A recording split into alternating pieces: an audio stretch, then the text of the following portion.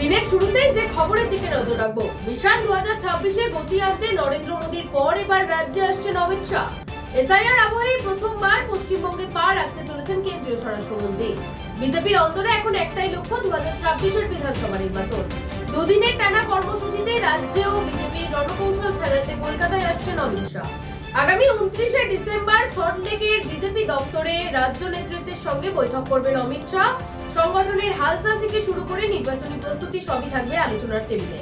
30শে December সাংবাদিক সম্মেলনে রাজ্যের রাজনৈতিক পরিস্থিতি ও ভোট ইস্যুতে বিজেপির অবস্থান স্পষ্ট করবেন অমিত শাহ। এরপরেই ভোট নিয়ে বিজেপির কোর কমিটির নেতাদের সঙ্গেও গুরুত্বপূর্ণ বৈঠক রয়েছে।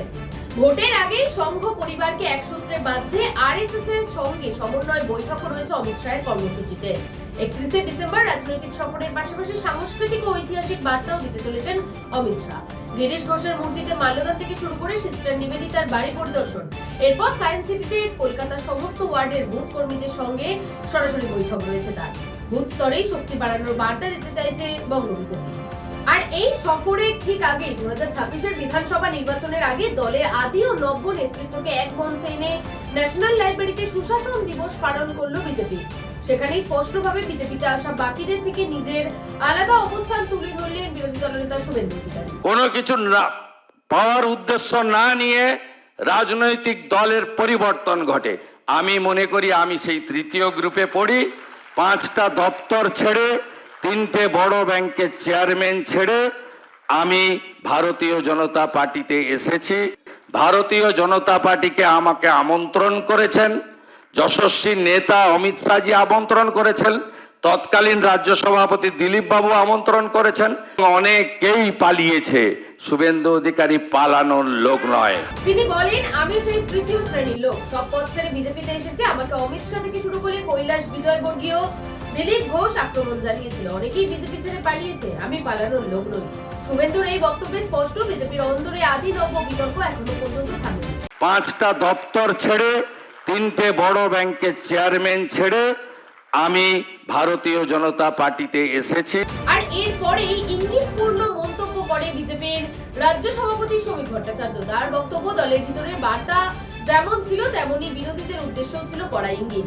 আর এই আবহে বিজেপিকে নিশানা করে তীব্র কটাক্ষ শোনা যাচ্ছে বিরোধী শিবিরের থেকেও। রাজনীতির ময়দানে চাপানোতর তুঙ্গে, আর তার মধ্যেই রাজ্যে এসে মিশন 26-এর রণনীতিতে চূড়ান্ত ছাপ দিতে চলেছেন অমিত শাহ। তৃণমূলের এই আগ্রাসনী রাজনীতির বিরুদ্ধে চোখে চোখ রেখে লড়াই করেছেন এবং আমার আগে তার বক্তৃতায় তিনি বলেছেন তিনি দপ্তর ছেড়ে এসেছেন, তিনি আমন্ত্রণে এসেছেন।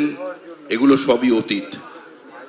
আমি আমার অনুজ প্রতিমের কাছে আহ্বান করব বা আবেদন করব যে ভবিষ্যতের কোনো মিটিংয়ে তিনি এটা বলবেন না, কারণ তিনি বিজেপিতে সম্পৃক্ত হয়ে গেছেন। শুভেন্দুবাবু যে কারণগুলো বলেছেন, শ্রমিকবাবু সেই কারণগুলির সঙ্গে একমত নন। তো সেই কারণেই শ্রমিক, যেহেতু বাংলাটা ভালো বলেন, ঠান্ডা মাথার বক্তা, সেই জন্য তিনি ওই অপব্যাখ্যাটা বন্ধ করার অনুরোধ করেছেন। এই প্রোগ্রামের দায়িত্বে তো আমি ছিলাম না, আমি এই প্রোগ্রামে একজন আমন্ত্রিত, আমি আমন্ত্রিত হিসেবে এসেছি। যারা দায়িত্বে ছিলেন বা আমাদের রাজ্য সভাপতি এই বিষয়ে আলোকপাত করতে পারবেন।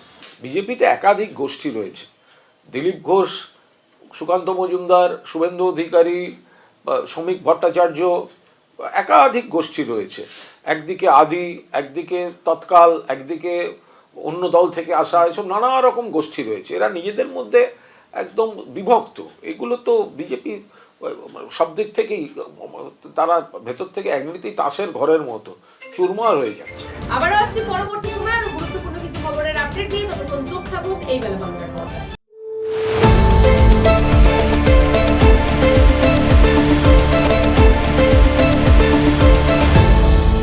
আপনারা দেখছেন এই বেলা বাংলা, শিরোনামে সবার আগে।